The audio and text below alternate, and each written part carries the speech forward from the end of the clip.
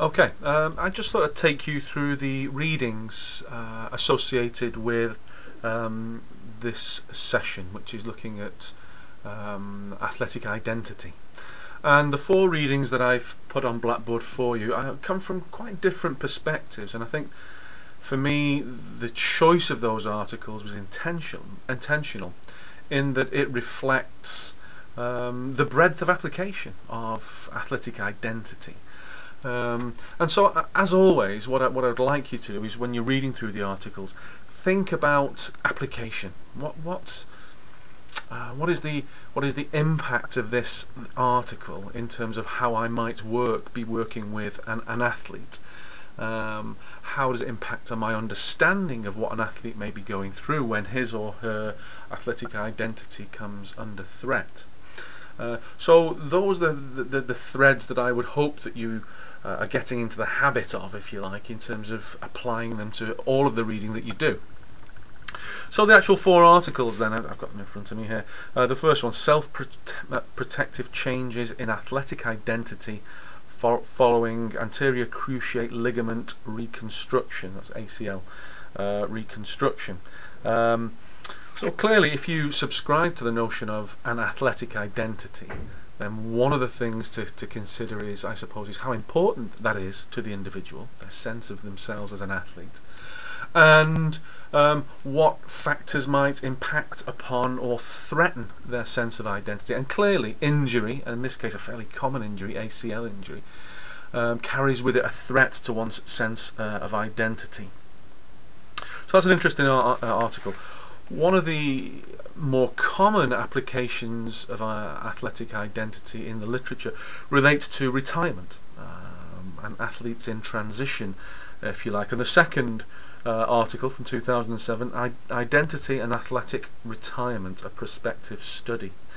And the objective, as it says very clearly there, is to re-examine the relationship between identity and athletic retirement using a longitudinal prospective design.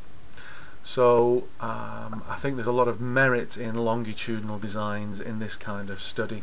However, they're relatively rare for a whole range of reasons I'm sure you might be aware of, in terms of cost, in terms of dropout rates, and so on and so forth. And this particular study concludes that the redefinition of the self during career termination might have a protective function, so. And certainly in my experience of working with athletes, there is, in that sort of phase of approaching retirement, one can almost see them starting to define themselves in different ways, in ways that might match what they expect to be doing post-athletic career. The third article, Athletic Identity and its Relationship to Sports Participation Levels. An interesting article, again, looking at one's sense of athletic identity in different groupings. Elite athlete groupings, recreational groupings, and non-participation groupings. And as one might expect, the non-participation grouping scored least on the AIMS, the Athletic Identity Measurement Scale.